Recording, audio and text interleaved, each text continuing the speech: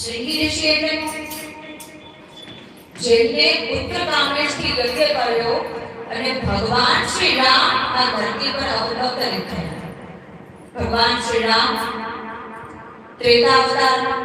ત્રેતાયુગમાં અવતરિત થયા. જ્યારે રાજા દશરથને પુત્ર પ્રાપ્તિમાં વિલંબ થવા લાગે ત્યારે મહર્ષિ વશિષ્ઠના પરામર્શથી એમને શ્રીંગી ઋષિથી પુત્ર કામેશથી યજ્ઞ કરવામાં આવ્યા. જેમનો જન્મ એક હિરણીના ગર્ભથી થયો હતો. જે કથા તો બહુ લાંબી છે, પણ આપણે સંક્ષિપ્તમાં સમજી શકીએ કે એક સમયે જ્યારે શ્રીંગી ઋષિના પિતા હતા એ વિભાંડક ઋષિ જ્યારે નદીમાં સ્નાન કરવા ગયા ત્યારે દેવરાજ ઇન્દ્રને મનમાં એવો ડર કે કોઈ મારી ગાદી પર બેસી ન જાય, કોઈ મારી જે સત્તા છે એને લઈ ન લે.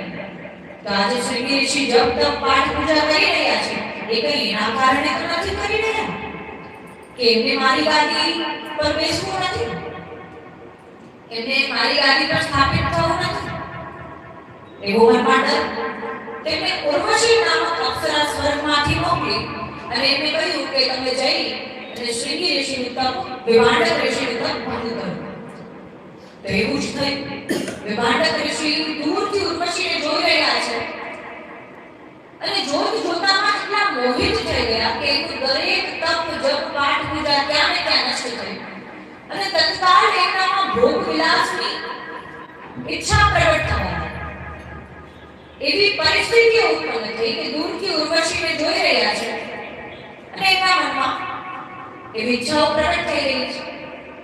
અચાનક જ એમનામાં એવી ઉત્તેજના અને ત્યાં સ્નાન કરતા કરતા એમનું વીર્યપાત થયું અને ત્યાં હિરણી આવી એ નદીનું જલ ગ્રહણ કર્યું અને હિરણી ગર્ભવતી થઈ અને હિરણીના ગર્ભથી શ્રીંગી ઋષિનું પ્રાગટ્ય થયું.